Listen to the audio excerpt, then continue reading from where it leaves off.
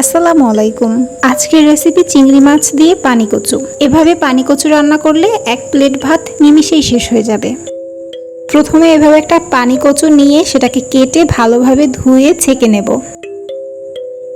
এরপরে ফ্রাই প্যানে তেল দিয়ে চিংড়ি মাছ, হলুদ গুঁড়া আর লবণ দিয়ে ভেজে নিচ্ছি।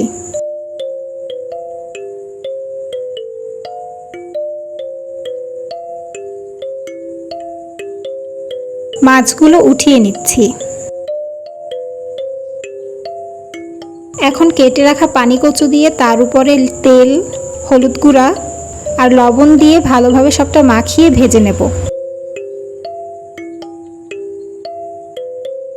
দুই পাশটাই ভেজে নিচ্ছি।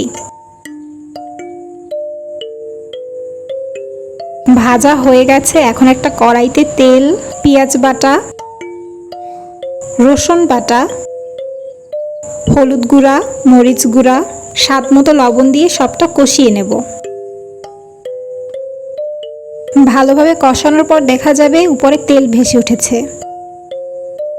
এরপরে পানি দিয়ে দিচ্ছি।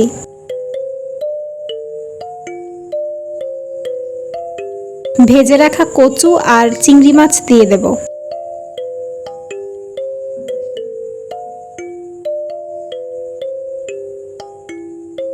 ঢেকে রেখে মাঝারি আঁচে 4-5 মিনিটের মতো রান্না করে নেব। সরা উঠিয়ে একটু উল্টিয়ে দিচ্ছি। আরও 3-4 মিনিটের মতো ঢেকে রাখবো। এখন দিয়ে দিচ্ছি বিলাতি ধনিয়া পাতা। সবটা ভালোভাবে নেড়ে চুলা থেকে উঠিয়ে নেব। তৈরি হয়ে গেল চিংড়ি মাছ দিয়ে পানি কচু রান্না।